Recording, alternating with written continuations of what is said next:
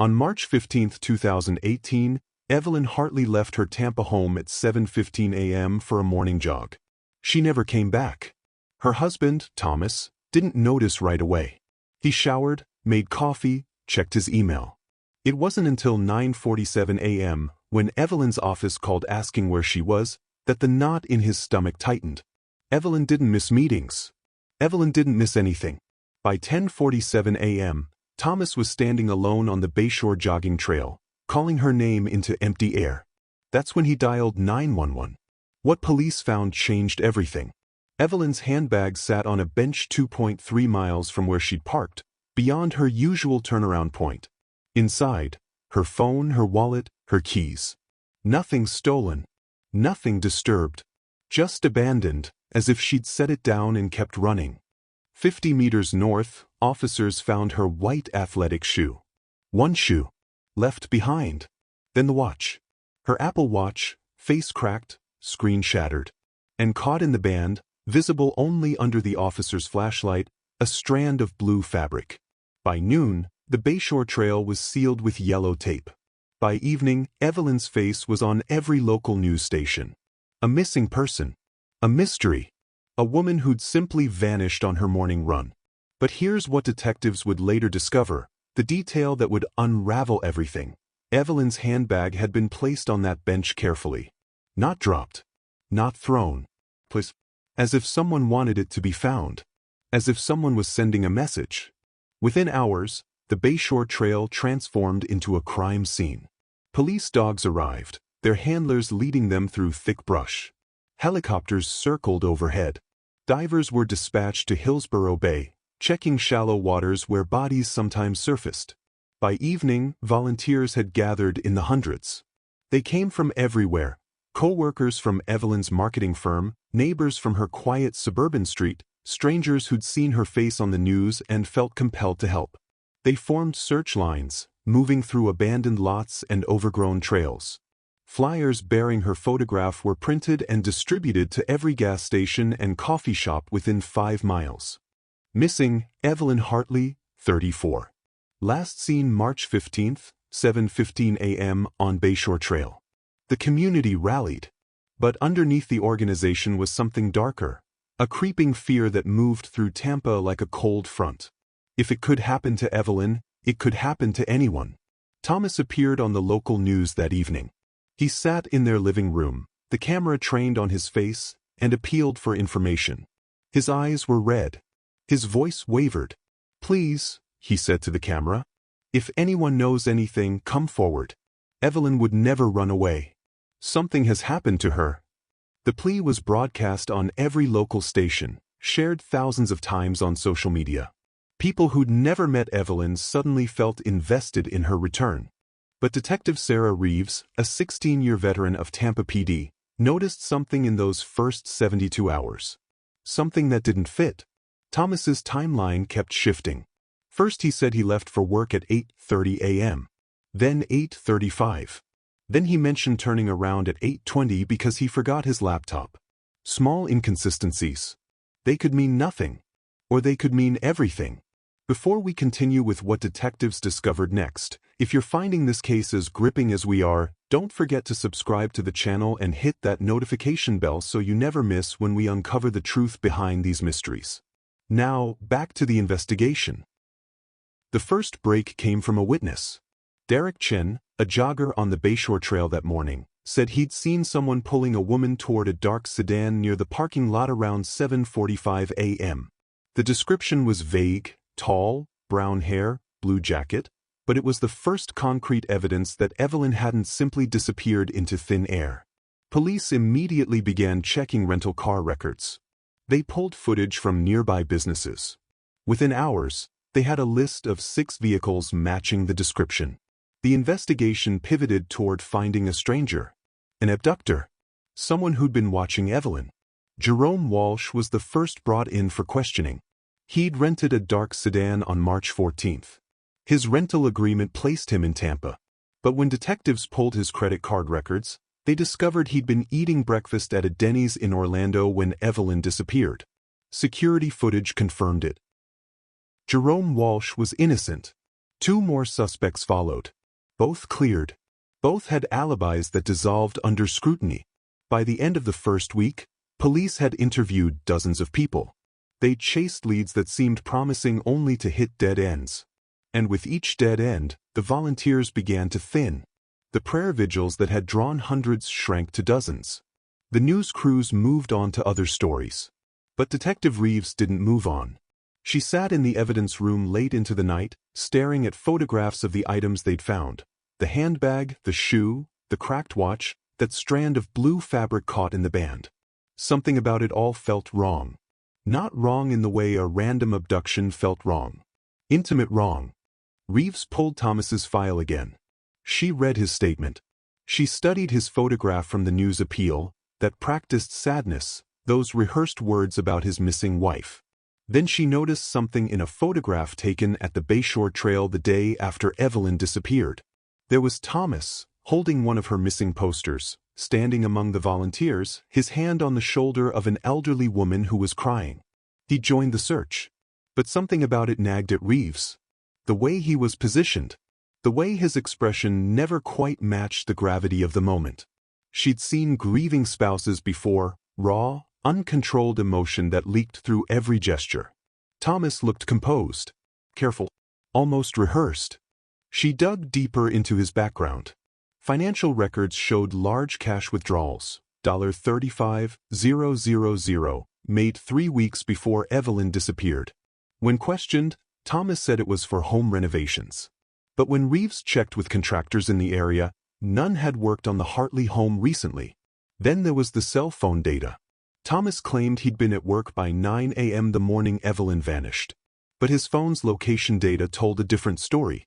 It pinged off a tower near the Bayshore Trail at 8:17 a.m., right around the time Evelyn would have been running. When Reeves confronted him with this, Thomas's story shifted again. He said he'd driven past the trail on his way to work, saw Evelyn's car in the parking lot, and felt reassured she was okay. "Why didn't you mention that before?" Reeves asked. Thomas shrugged. "I didn't think it mattered." But everything mattered now. Within days, Thomas Hartley went from grieving husband to person of interest. But suspicion wasn't evidence. Without a body, without concrete proof, the case stalled. Weeks turned into months. The search efforts dwindled. The flyers on utility poles became weathered and torn, peeling away in the Tampa rain. By June 2018, Evelyn's case was officially reclassified as an inactive investigation. Detective Reeves couldn't let it go. She kept the case file on her desk, reviewing it during lunch breaks, late at night after her shift ended. She knew Thomas was involved. She could feel it. But knowing and proving were two different things. The blue fabric caught in Evelyn's watch was sent for analysis. DNA testing came back inconclusive. The sample was too degraded, too contaminated by environmental factors. Forensic technology in 2018 couldn't extract enough usable data. The case went cold. For 18 months, nothing moved. Thomas continued his life, going to work, attending church, posting occasional tributes to Evelyn on social media. To the outside world, he looked like a man still grieving his missing wife. But Reeves watched him. She monitored his movements, his finances, his online activity, waiting for him to slip. Then, in September 2019, everything changed. A construction crew working on a new development near Lake Thanodisasa, about 15 miles from the Bayshore Trail, unearthed something buried beneath 3 feet of soil and concrete. At first, they thought it was debris. But when the foreman looked closer, his stomach dropped. Human remains. Partially decomposed. Wrapped in blue tarp. The blue tarp had a distinctive pattern, the same shade of blue as the fabric found caught in Evelyn's watch. The call came into Tampa PD at 2:47 p.m. Detective Reeves arrived at the construction site within the hour. Yellow tape cordoned off the area. Forensic teams were already setting up tents, photographing the scene from every angle. The remains were carefully excavated. Alongside the body, investigators found a driver's license, waterlogged but still readable. The name, Evelyn Hartley. Reeves stood at the edge of the excavation site, staring down at the blue tarp. 18 months. 18 months of waiting, of knowing, of watching Thomas Hartley walk free. And now, finally, they had her. The body was transported to the medical examiner's office. Within 48 hours, dental records confirmed what everyone already knew: the remains were Evelyn's. The autopsy revealed blunt force trauma to the back of the skull. The blow had been severe enough to cause immediate unconsciousness, followed by death within minutes. There were also defensive wounds on her hands, small cuts and bruises that suggested she tried to fight back. Toxicology tests showed traces of a sedative in her system. Not enough to kill her, but enough to slow her down, to make her vulnerable. The blue tarp became the key piece of evidence. Forensic analysis showed it matched the fabric caught in Evelyn's watch. More importantly, investigators found a receipt buried with the body, a Home Depot purchase from March 12, 2018. 3 days before Evelyn disappeared. The receipt was in Thomas Hartley's name. He'd bought the tarp. He'd bought a shovel. He'd bought concrete mix and duct tape. All on the same day. All paid for in cash. Detective Reeves held the receipt in her gloved hand, staring at the itemized list. This was it. This was the evidence she'd been waiting for. Within hours, an arrest warrant was issued. If this case is keeping you on the edge of your seat, make sure you've hit that like button and subscribed to the channel. We're about to reveal what happened when police finally confronted Thomas Hartley. September 24, 2019. 6 a.m. police vehicles surrounded the Hartley home. SWAT team members took positions at every exit. Detective Reeves stood behind the lead officer, her hand resting on her holstered weapon. The loudspeaker crackled. "Thomas Hartley, this is Tampa Police. Come out with your hands up." For a long moment, nothing moved. Then the front door opened slowly. Thomas appeared in the doorway wearing pajama pants and a white t-shirt. His face was pale. His hands were shaking. "What's going on?" he called out, though the tremor in his voice suggested he already knew. Officers moved in quickly, cuffing his hands behind his back. Reeves read him his rights as cameras from news vans across the street captured every moment. Neighbors emerged from their homes, watching in shock as Thomas was led to a police cruiser. "I didn't do anything," he kept saying. "You have the wrong person." But Reeves had seen this before. The denial, the desperate performance of innocence. She'd watched it for 18 months. At the station, Thomas was placed in an interrogation room. Reeves let him sit alone for 45 minutes, let the silence work on him, let his imagination fill in the gaps. When she finally entered the room, she carried a manila folder. She sat across from him and opened it slowly, revealing photographs. The construction site. The blue tarp. The Home Depot receipt. "We found her, Thomas," Reeves said quietly. "We found Evelyn. And we found the receipt for the tarp you used to wrap her body." Thomas's face drained of color. His hands clenched on the table. "I want a lawyer," he whispered. But Reeves wasn't done. She leaned forward. "Before you lawyer up, Thomas, there's something you should know. We found more than just Evelyn's body." Reeves slid another photograph across the table. It showed a laptop computer, recovered from the burial site, sealed in a waterproof case. "Evelyn kept records," Reeves continued. "Detailed records. We've spent the last 48 hours going through her files." Thomas's jaw tightened. His eyes fixed on the photograph. What investigators had discovered on Evelyn's laptop was damning. She'd kept a digital diary, encrypted and backed up to a cloud service Thomas didn't know existed. The entries dated back 6 months before her disappearance. In them, Evelyn documented everything. Thomas's gambling addiction that had drained their savings. His affair with a coworker named Jessica Marino. The $80,000 life insurance policy he'd taken out on Evelyn 3 months before she disappeared, without telling her. But the most chilling entry was dated March 10, 2018. 5 days before she vanished. "Thomas knows I'm planning to file for divorce. He found the attorney's paperwork in my desk drawer. When I confronted him tonight, he didn't yell. He didn't argue. He just stared at me with this empty look and said, 'You're not going anywhere.' I'm scared. I've hidden copies of everything, bank statements, the insurance policy, evidence of his affair. If something happens to me, I need people to know the truth." Evelyn had known. She'd documented her own husband's threats. She'd prepared for the possibility that he might hurt her. And then she'd gone for her morning jog, trusting that daylight and a public trail would keep her safe. Reeves watched Thomas's face as the implications settled over him. His wife had built the case against him from beyond the grave. Thomas sat in silence for a long moment. His breathing grew heavier. His hands trembled on the metal table. Then, without warning, he broke. "I didn't mean for it to happen," he whispered. Reeves leaned back, letting him talk. No interruptions. No questions. Just silence waiting to be filled. "She found out about the money. About Jessica. About everything. She said she was leaving me, taking everything.